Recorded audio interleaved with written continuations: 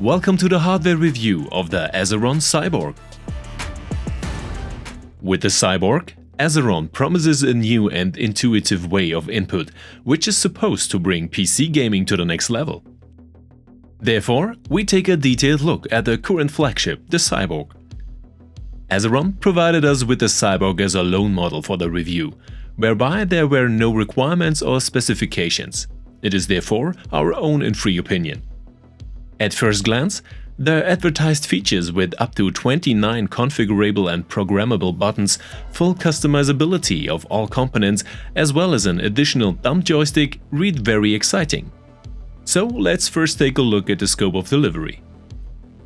Here we find, besides the already assembled Cyborg, a not quite up-to-date 2-meter long and sheeted mini USB to USB-A cable, a high-quality metal toolset, as well as various customization parts like a second palm rest, a flattered base and spare parts for the thumbstick. With 29 Azeron switch programmable buttons and a mini analog joystick, the Cyborg offers an extreme range of functions in an area of just 20 by 15 centimeters. The material quality of most parts consists of 3D printed plastic, with the base plate and all screw connections made of metal. The ergonomics can be adjusted in several steps, including the handrest and the height of the base. For this purpose, Azeron includes a toolkit suitable for all screw connections. Depending on the size of the hand and the user's preferences, it may make sense to use the alternative handrest and/or the narrower base that is also included. During the ordering process, you can also choose between two fundamentally different sizes. We received the large version here. To change the handrest or base, first loosen the recessed screws on the underside. It is then possible to change the base and ultimately also the palm rest, which have a clearly different ergonomic configuration. But be careful, as the filigree connection cables are exposed after opening. Damage should be avoided at all costs. Also, our tip is to take a photo of the connection conditions before detaching the individual cables. All through, the cables are soldered to both base plates in the same color. There are no markings on the Cyborg circuit board itself.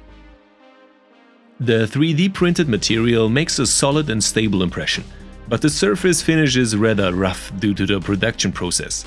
The handrest, on the other hand, is made of a finer and smoother plastic.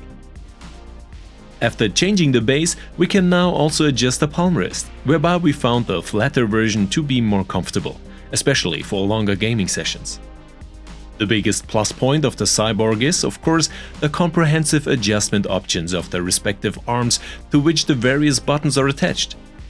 Everything, from the angle and inclination to the positions, can be adjusted to the ergonomic conditions of your hand. However, you should plan some time for this, as an initial configuration for all fingers and all keys can quickly take 30 to 60 minutes. But then you will also have an input device that is optimally adjusted to your needs.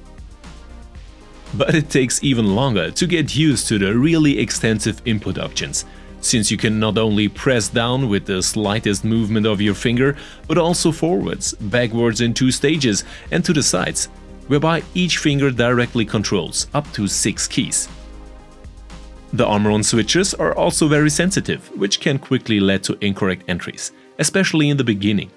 Therefore, our tip for the beginning is to assign the same function to the main movement keys, such as WASD functions with several key options on the Cyborg. With more practice and confidence, you will then have all the more options open to you. This also applies to the possibility of using the thumbstick as a movement control. But let's move on to the software and the extensive configuration options here.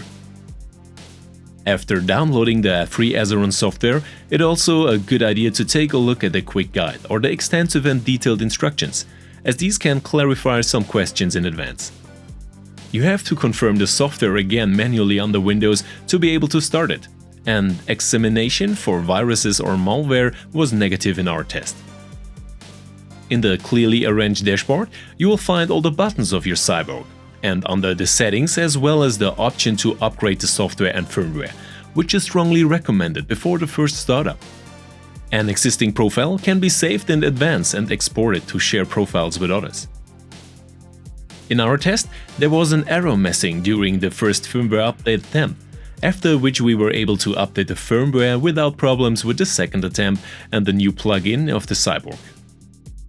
After an update or a first installation, you should also calibrate your mini joystick once, to avoid incorrect inputs and to get the full range of functions.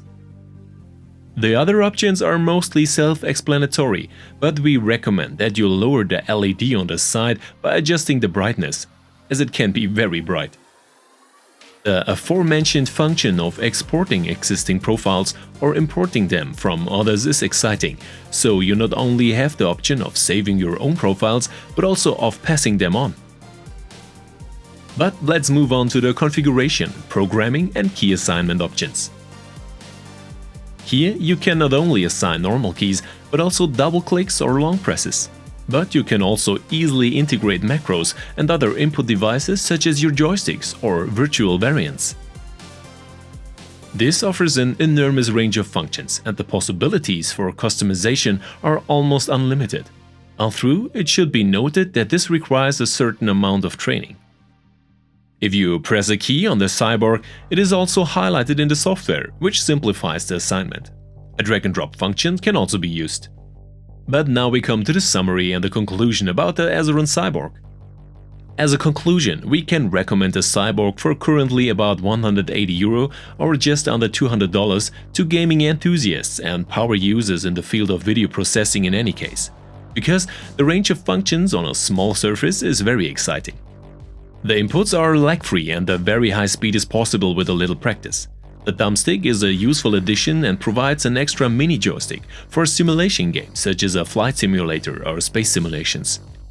In other action games or shooters, the gamepad feeling comes into play. However, there is still a question of long-term use, which concerns possible wear and tear, after we were only able to test the rental device for about 3 months. But what is your opinion of the Azeron Cyborg? A sensible addition, unnecessary hardware, or exactly what you were looking for? Feel free to drop us a line in the comments or join us in the daily Twitch live streams.